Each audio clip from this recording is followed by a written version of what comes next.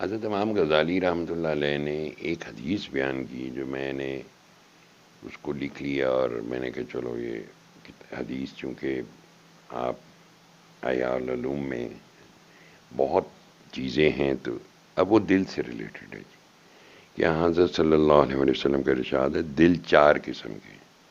اب کوئی یہ نہ سوچ لے چار دل ہوندے نے، کائنڈ آف ہارٹس۔ ایک دل جلا کیا ہوا جس میں چراغ روشن ہے، یہ تو ایماندار کا دل ہے۔ اور دوسرا دل سیاہ اندھا ہوتا ہے، وہ کافروں کا دل ہے۔ تیسرا دل وہ ہے جس پر غلاف ہے اور اس کا منہ بندھا ہوا ہے، وہ منافق کا دل ہے۔ چوتھا وہ دل ہے جس میں ایمان و نفاق دونوں ہوں، ایمان کا اثر اس میں ایسا ہوگا جیسے سبزے کو پاک پانی نشو و نما دیتا ہے، اور نفاق کی تاثیر ایسی ہوگی جیسے پیپ ورم زخم کو پھیلاتی ہیں۔ پس جون سا مادہ ان دونوں میں سے بڑھ جائے گا، دل کو اس کا حکم لگ جائے گا، یا پانی دے نشو و نما والا یا پیپ والا، اس کا حکم لگ جائے گا۔ اور ایک روایت میں یوں ہے کہ دل کو وہی مادہ لے جائے گا، اور ایک روایت میں یوں ہے کہ دل کو وہی مادہ لے جائے گا۔ وہ حضرت سلطان باہو رحمۃ اللہ علیہ کا فرمان ہے جی کہ سین سینے وچ اے مقام کدا، سانو مرشد گل سمجھائی ہوں، ایہو سا جڑاوے جاوے اور شے نہ کائی ہوں، اس نو اسم اعظم آکھن ایہو سر الہی ہوں، ایہو موت حیاتی باہو ایہو پیت الہی ہوں۔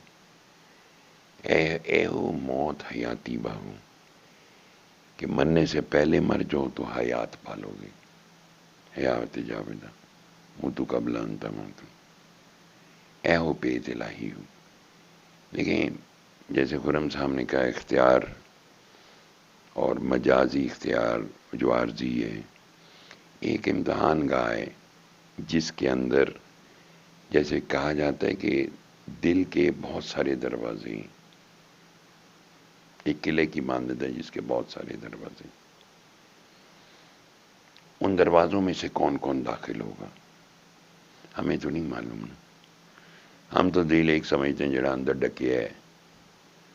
بات یہ ہے کہ اگر آپ غور سے دیکھو کہ آپ کو سارا دن کیا خیالات ہیں، آپ کی زندگی میں کتنی ٹینشنز اور کتنے بوجھ اور کتنے مسائل ہیں، یہ کون سے دروازوں سے داخل ہو رہے ہیں آپ کے دل تک؟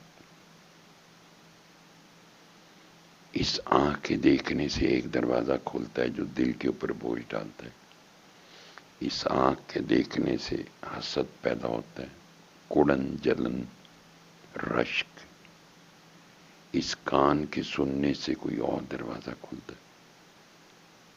ابلیس اور نفس کیسے کیسے ہمارے خلاف ایک مہم جوئی میں مصروف ہیں، اور ہم اتنے زبردست ہیں کہ اس مہم جوئی سے بے خبر ہیں۔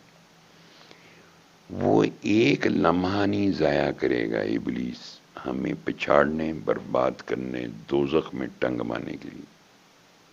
جیسے وہ ہے نا کہ جب قیامت آئے گی نا تو اللہ تعالیٰ دنیا کو کہے گا، فرشتوں کو کہے گا دنیا کو پیش کیا جائے، ایک عورت جس کے دانت باہر نکلے میں، جس کی آنکھیں گہری ہیں، بوڑھی ہیبت ناک، تو اللہ پوچھے گا جانتے ہو اس کو، پہچانتے ہو؟ وہ کوئی بھی نہیں ماننے گا، نہ ہمارا کہتا۔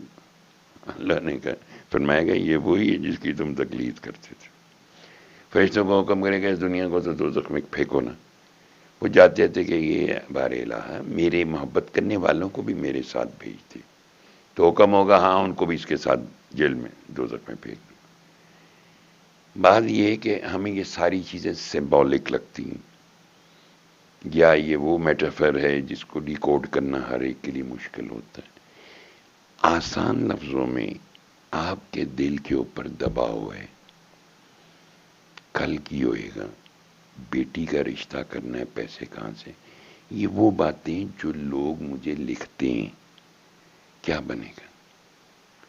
وہ بیمار ہیں، ہمارے پاس پیسے نہیں ہیں، کچھ تو سیدھا کہہ دیں گے، بس وہ مجبوری ہے اگر آپ بھیج دیں۔ کچھ ہر ایک کے اوپر دباؤ ہے۔ آپ چھوڑیں تصوف کی اس مشکلات کو، اپنے سیریسلی اپنے بوجھ کو ہی کنسیڈر کر لیں۔ کل کا خوف کا بوجھ، پیسے نہ ہونے کا خوف کا بوجھ، مستقبل کا خوف، کسی بھی لمحے کیا ہو جائے اس کا خوف۔ ادھر آپ کو ہلکا سا ایک درد ٹریول کیا، ہائے دل، پیشاب میں جلن ہوئی، لو کڈنی گئی جی، کبھی شوگر کا خوف، کبھی بلڈ پریشر کا خوف، اتنا بوجھ ہے ہم پہ۔ اس بوجھ کو کون دور کرے گا؟ اس بوجھ کی وجہ کیا ہے؟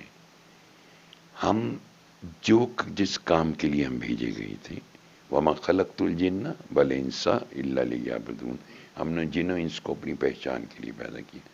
جس کام کے لیے ہم پیدا کیے گئے تھے وہ ہم نے کام نہیں کیا، ہم کسی اور طرف چل پڑے۔ اب ہم جس طرف گئے ہیں وہاں سے یہ بوجھ لے آئیں۔ اب یہ بوجھ صرف ایک صورت میں جائے گا، اگر ہم اس کام کی طرف لگ جائیں۔